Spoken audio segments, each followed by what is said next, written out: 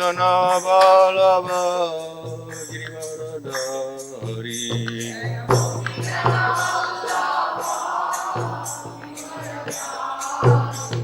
Yasoda Nandana Ranjana Yasoda Jamuna Tira Vanashadi Jamuna Tira Jaya Radha Madhava Kunja Vihari Jaya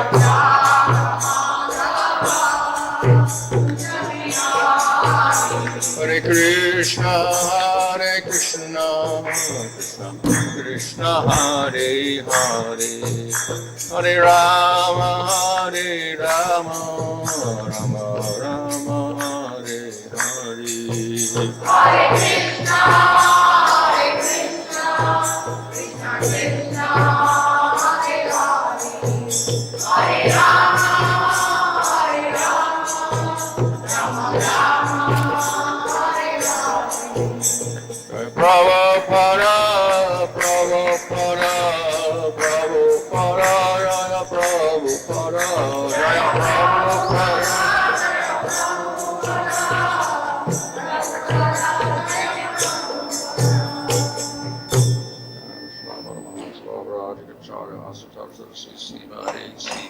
Bhaktivedanta Samsara Prabhupada ki jai. Jai Haridas Thakur ki jai.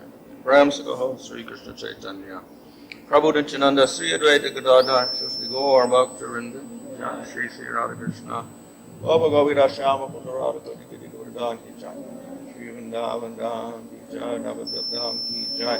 Gaum Mohana Tulasi Bhakti Devi ki jai. Ananda Koti Vaishnava Vrinda ki jai. Samabet Bhakta Vrinda ki jai. Go Premanandi.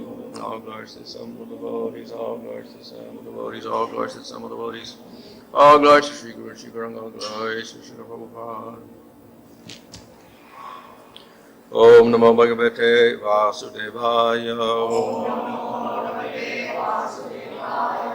Om Namo Bhagavate Vasudevaya. Om Namo Bhagavate Vasudevaya. Namo Vishnu Padaya Krishna Prasthaya Bhutale Srimati Bhaktivedanta Swami Nityanamane Namaste Saraswati Deve Gauravani Prachadane Nirvashesha Shanyavadi Pashtatadesha Tadane Sri Krishna Chaitanya Prabhu Nityananda Sri Advaita Gadadhar Shivasadi Gaur Bhakta Vrinda Hare Krishna Krishna Krishna Hare Hare Hare Rama Rama Rama Hare Hare. Reading from Srimad Bhagavatam, Canto 10, Chapter 56, Verse 1. Shri Stoka Uvacha Sajjata Svatanayam Krishnaya Krita Kilbisa Samanta Kena Manina Swayam Ujjamya Dhatvan Shri Shukuvacha Satrajitah Swatanaya Krishnaya Kritakilbisha Syamantakena Manya Swayam Udhyamya Dattavan Shri Shukuvacha Satrajitah Swatanaya Krishnaya Kritakilbisha Syamantakena Manya Swayam Udhyamya Dattavan Shri Shukuvacha Satrajitah Swatanaya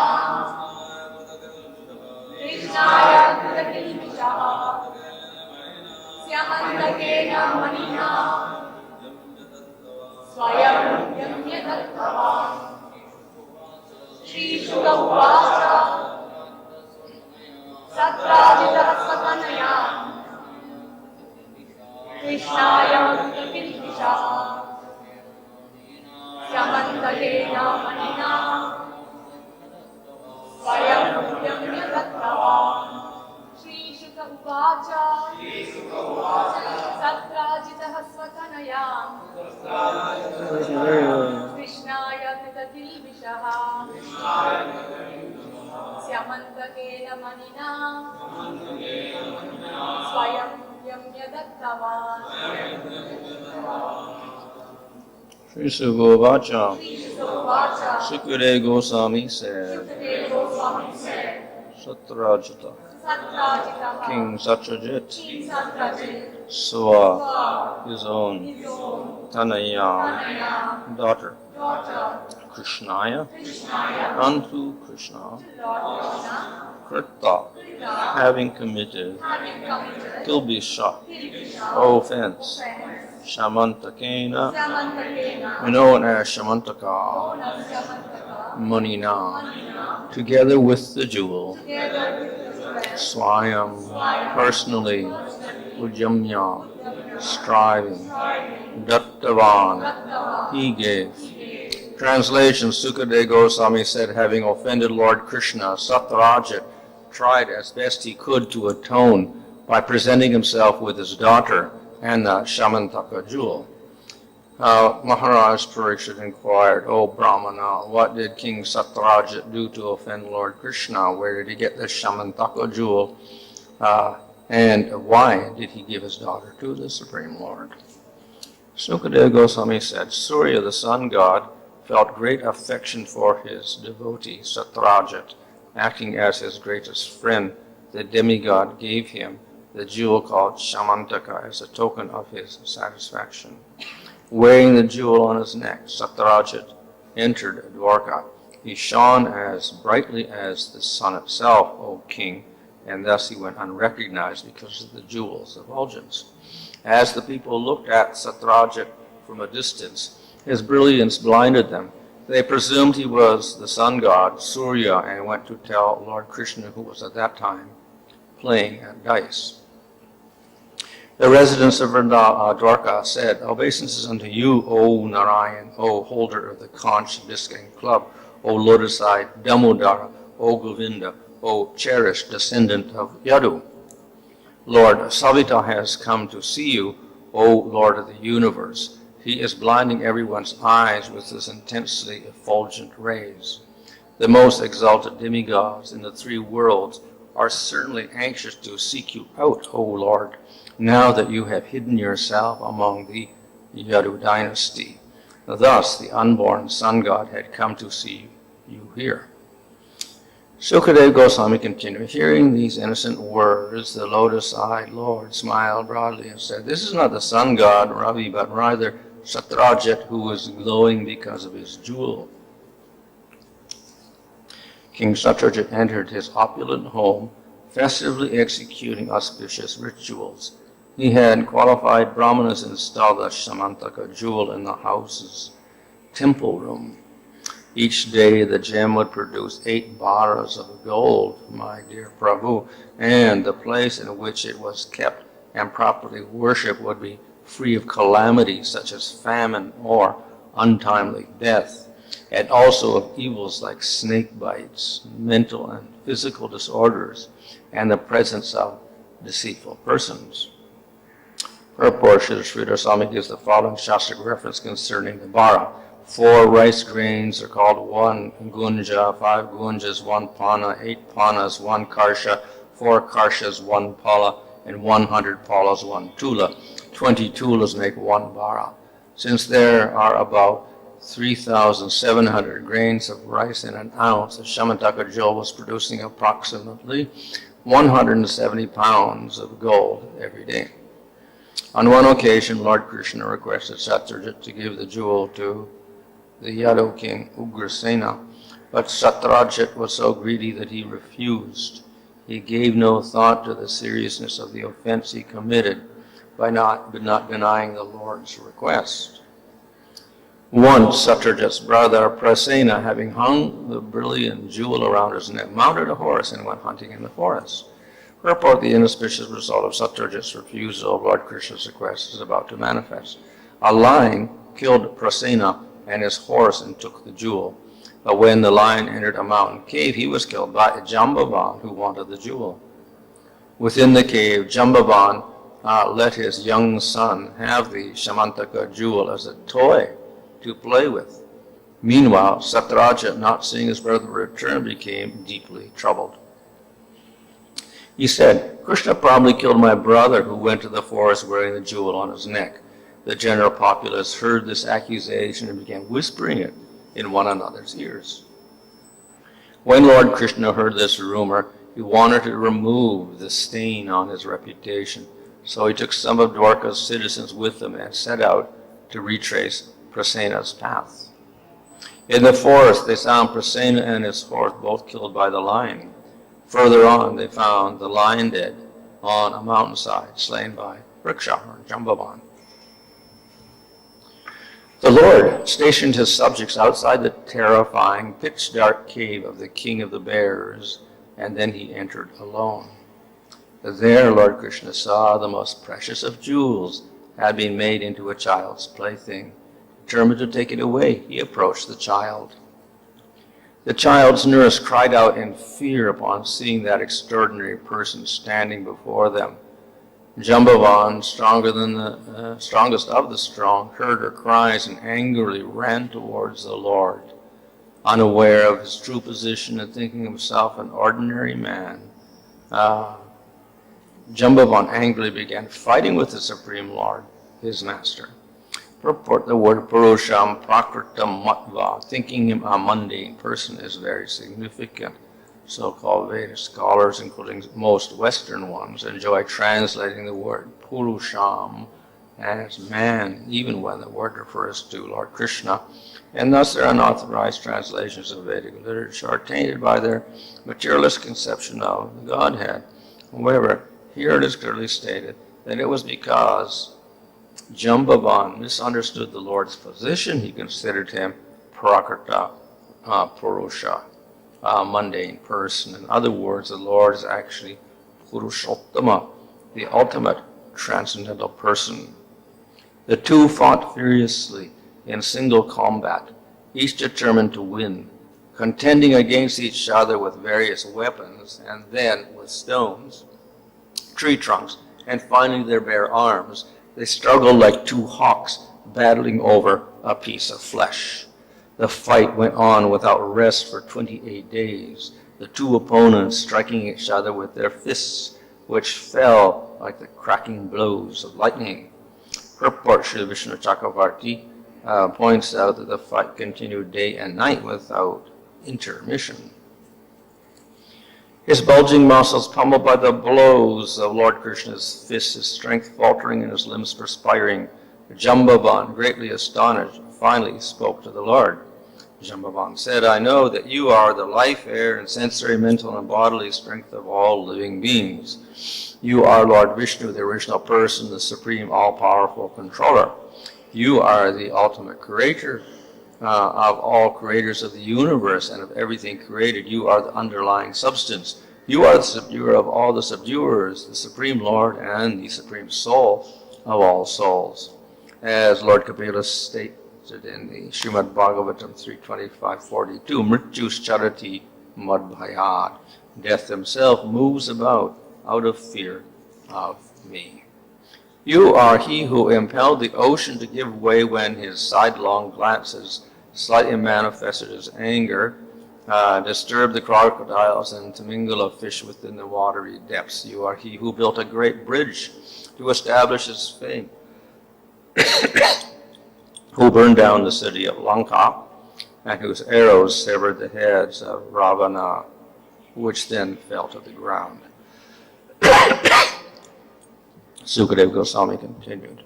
O king, Lord Krishna then addressed the king of the bears, who had understood the truth. The lotus-eyed personality of God, the son of Devaki, touched Jambavan with his hand, which bestows all blessings, and spoke to his devotee with sublime compassion, his grave voice deeply resounding like a cloud. It goes on forever.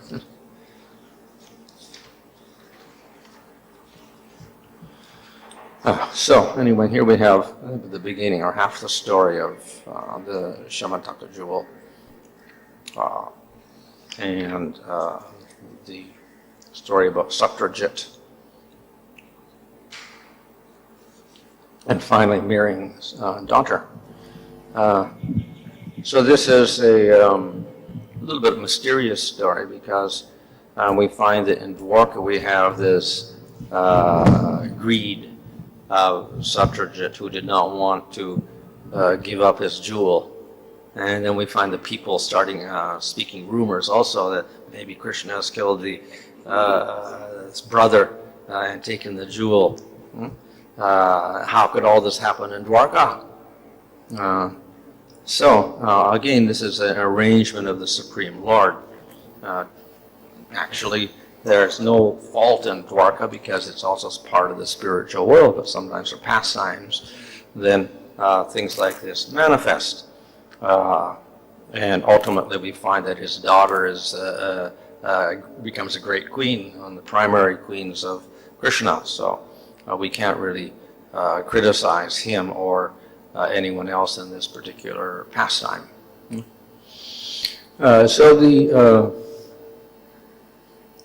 Though we would assume that everything is peaceful in the abode of the Lord, here we find disturbance within the situation of the spiritual dham. If we compare it to Vrindavan, we find Vrindavan also had disturbance in the form of demons coming in. So those demons were actual demons, but the Lord allowed them in so that Krishna could partially fulfill his job of killing all the demons off. So he had to kill all these demons who were associates of Kamsa. Though the spiritual world is free of all impurities, we find that by the will of the Lord, sometimes certain things happen. So in Vrindavan, actual demons entered into Vrindavan. But at the same time, we should understand they didn't really appreciate Vrindavan, so they really didn't enter it. They couldn't really appreciate Krishna or the associates of Krishna or the dham as a spiritual abode. So Bhaktivinoda Thakur has explained that people may go to the Dhamma like Navadvip or Vrindavan, but if they're materialists, they don't actually go to the Dhamma at all. They're there, but they don't really contact it. So their benefit is much less than a person who has devotion. Then he actually associates with the Dham, and then eventually he can see that Dham and become spiritualized by it. So, by the will of the Lord, sometimes these demons enter into Vrindavan. They cannot really appreciate it. And then Krishna kills them, and they get some benefit from that. Here also we see that we have some disturbance in Dwaraka. Here it's not actually demons, but because we see that when the demons attack Dwaraka, they're all defeated. They never get in. So we have the Salva comes with this big spaceship and tries to attack Dwaraka. He can't really defeat Krishna and enter into the city. In this case, it's not actually a demon, but there is some disturbance here caused by Satyajit. And later we find that Akrura also becomes involved in this event, and he's also a great devotee of the Lord. Actually, it's described even that even in the Vaikuntha, a demon can enter by the will of the Supreme Lord, but it is a very temporary affair or whatever. And then even in Goloka, Sanatana Goswami says that in Goloka itself, and then sometimes the demons come, like Aristasura comes, etc., and they enter in also. But of course they're defeated. And then they become the playthings of the devotees. So Aristasura becomes a nice horse or whatever that they can ride. Though there may be some disturbances there, they're always resolved in some way or other. So here we find Satyajit causing some disturbance and to the dham. And this creates an opportunity for, ultimately, the marriage of Krishna. And among other things. And also, we can say exemplifies Krishna's wonderful character in that he actually has no greed at all for this jewel. and he actually forgives everybody after the whole incident. So the event resolves with a celebration of the marriage of Satyajit's daughter, and also the recovery of the jewel. And though it was offered to Krishna, Krishna really didn't want the jewel.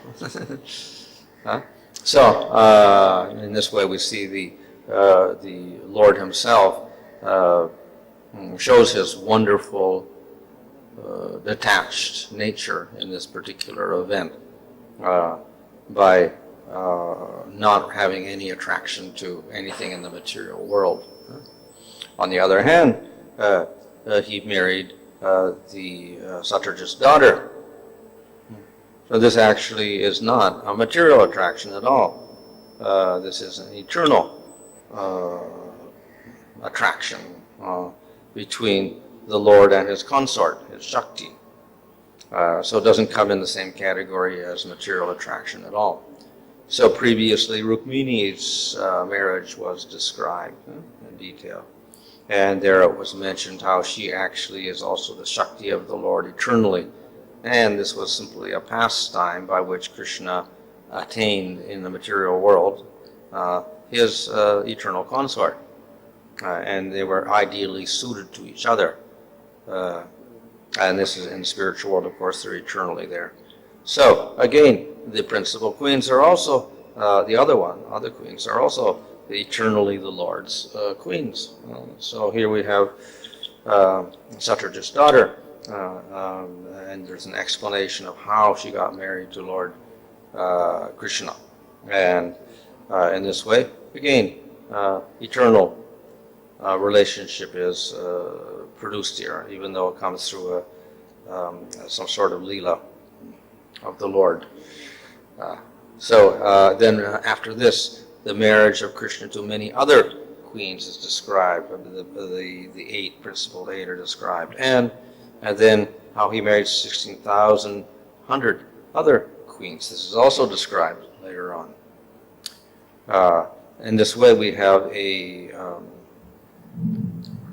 description of the permanent situation of the Lord in Dwaraka, where he expands himself into 16,108 forms, and he is personally enjoying with each of the queens in their separate palaces. And then when Narada Muni sees this, he also was astonished, because he's never seen this display of the Lord's wondrous powers of expanding himself simultaneously like this, and acting as if he's completely unaware of what's happening in the other palace. So that gives another opportunity for display of the Lord's power. So here we find the Krishna marrying the various queens, and through this he displays his wonderful power of expansion, simultaneously his enjoyment, his ananda in each of these relationships in Madhurya Rasa. So the same thing has happened in Vrindavan, where Krishna expands himself with all the different gopis in the Ras Leela. And many of those gopis are also eternal associates. Some, of course, are sadhana siddhas. But in any case, the Lord is personal with each of his devotees there. The people of Vrindavan, however, do not want to see the powers of Krishna, and they don't appreciate those powers that he displays. So the people of Vrindavan are blind to the expansions of Krishna and his powers, etc., and they refuse to accept them. And it is said when he was in the Ras Leela, no one could see, none of the gopis could see that Krishna was in all these different forms. They all thought Krishna is with me only. Just as in the palaces, each queen thought Krishna is only with that particular queen. So also in Vrindavan. So that although the power is displayed by Krishna, no one was really aware that that was taking place. And even in Dwaraka, the only way it became noticed is because Narada Muni noticed it. He noticed the powers of Krishna because he went to each palace and saw individually. Otherwise, the queens also didn't know. But in any case, it is publicized. Narada Muni's great astonishment is recorded in the Bhagavatam, and then he understood the great power of Lord Krishna in relation to others, forms of the Lord, because he'd never seen anything like this, how the Lord could expand himself and act so independently in each form. But same power is there in Vrindavan, and he can do that with 3 billion gopis, not 16,000 queens, but 3 billion gopis. And no one is aware of it. The queens, and it's not in palaces, it's in a rasa dance. And Krishna's also in the middle of the rasa dance with Radha. Nobody's really aware of that, by the power of Krishna. But they don't see the power of Krishna there. So there's a little bit of a difference there in display.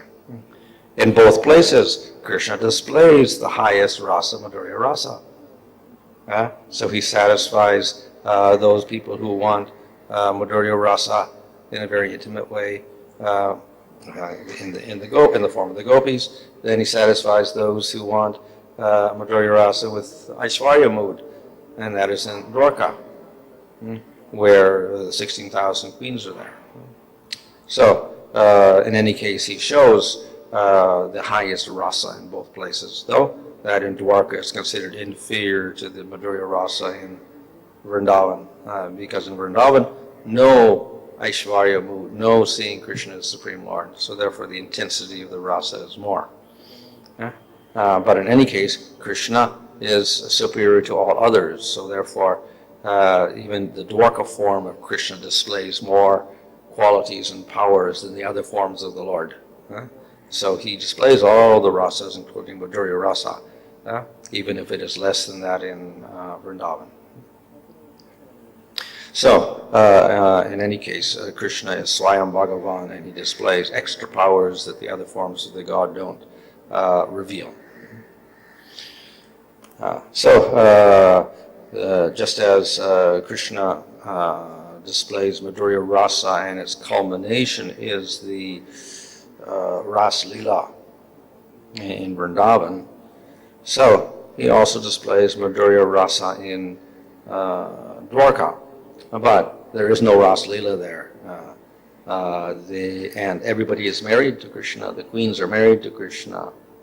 In Vrindavan, the gopis are not married to Krishna. So that's another difference there. There's a parakiya relationship. In Dwaraka, they're all married to Krishna. So it's a married relationship, slightly different again. So the marriages are all described here, how Krishna married each of the 8 principal queens and then 16,100 queens later on. To display that particular type of ananda. So and this displays the extra qualities of Krishna compared to other forms of the Supreme Lord. We do not see other forms of the Supreme Lord having 16,108 queens, even. What to speak of 3 billion gopis, but even 16,108 queens we don't see with other forms of the Lord. So Vishnu has Lakshmi, Shriyambhu, and Vaikuntha, and some, maybe a few others. With Krishna, even in Dwaraka Krishna, we find extraordinary feat of Madhurya rasa taking place. And Vishnu Chakravarti mentions that if a devotee aspires for Madhurya rasa, but in the Aishwarya mode, then he can go to Dwaraka. But we don't find people aspiring for Aishwarya mood and Madhurya rasa with Vishnu or anything like that. There's no real concept of becoming one of the consorts of the Lord in Vaikuntha. It is very limited there. Whereas in Dwaraka, because 16,108, then it is possible to be assume the form of one of the queens there. So, in this way, Krishna shows more powers in the development of rasa. You mentioned that Madhurya bhava is existing in Dwaraka. That is Aishwarya Madhurya. So that means the highest is in Vrindavan. The highest Madhurya is pure Madhurya is in Vrindavan. Can we say like that? Or?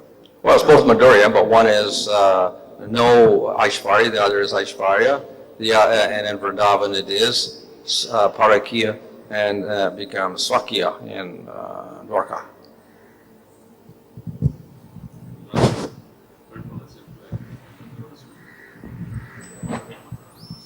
Maharaj, we see, Krishna marrying Rukmini, Satyabhama, Jambavati. This offer come from other side, like Rukmini wanted to marry Krishna, as well as here Shatrajit, he offered his daughter to Krishna, as well as Jambavan also offered his daughter to Krishna. So what you can understand, that Krishna is not interested with this thing?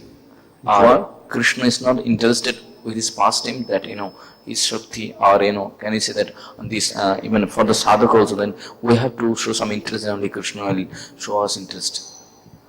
Well, one has to be qualified definitely by having the type of prema, suitable type of prema for Krishna, and we saw that Rukmini was ideally qualified. Of course, these queens are eternally the associates, these 8 queens are eternally the associates of the Lord, so naturally they're qualifying. But it's not that all of them made the request. We find that it's sometimes Krishna just went and took the different queens, etc. So it's not always that they had to make a request or whatever. Permanently see that 16th that what Narakasur kept, as well as this Rukmini, Satyabhama, as well as here and Jambavati, all requested by others that please, I'm my Is it the principal queen? Normally we see this Rukmini. Yeah. Well, we can say that Krishna, in one sense, is detached from everything. So the others, that's why there would be some sort of request on the other's part, not that he's demanding anything like that. But as I said, these are all eternal associates anyway, so it's just a matter of pastimes and how they get married to Krishna. Another question is, like Maharaj, in the Rasalila, when Krishna dancing with 3 billion gopis, do they feel that Krishna is only with the individual or the particular one, that, or they feel that no, Krishna is with other also? Yeah, they don't see that. Even though Krishna was, there was a circle on Krishna and a gopi, and Krishna and a gopi, and a Krishna and a gopi, they didn't see that. The Krishna had expanded himself and was between each gopi even. They couldn't see that. So similarly in the Dwaraka also, the other these queens doesn't see that Krishna is with other. Yeah. They think that she's, well, they don't see it because they're different palaces. Yeah. But then, of course, they think that Krishna is only with them. But then how this thought come to these queens, that when these queens offered, they requested Krishna, please marry us, because if they don't think that Krishna cannot satisfy to everybody. No, they know he's married to all the other queens, but when he comes to them, they think, oh, Krishna's only here. He likes me more than the others. That's all. And they're not aware that he's simultaneously expanding himself into all the different palaces. Another question, like in the I think in the translation in the verse, it is said that only Dwarakavasi knows that Krishna is the Supreme Lord, but apart from the Dwaraka, means those who are bound to the Dwaraka, I think they don't know that Krishna is the Supreme Lord. Just those who are out of Dwaraka, they don't know that Krishna is the Supreme Lord. Only those who live in Dwaraka, they only know Krishna is the Supreme Lord. Well, yeah, because they have to be qualified as devotees to live in Dwaraka in general, and outside they may not be qualified. So therefore they may have other ideas about them, maybe materialists, semi-materialists, or great materialists, or asuras even. And normally, material, what happen, when we see someone is a great person, this name and fame goes around everywhere, But for Krishna, we don't see that much, that he is a Supreme Lord, although this Dwarakavasi knows, but his name and fame doesn't go around the world.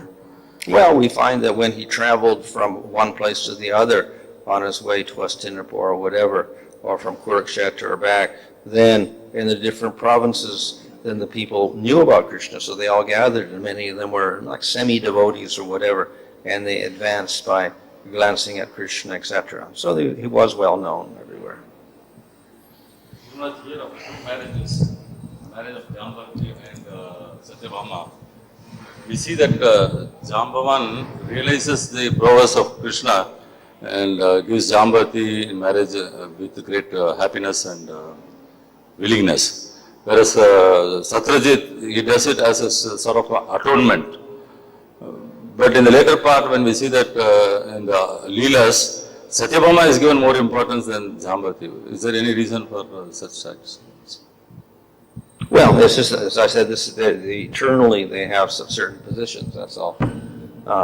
Satyabhama is actually an expansion of Radha and Rukmini of Chandravali, so naturally they get the most prominence because of that.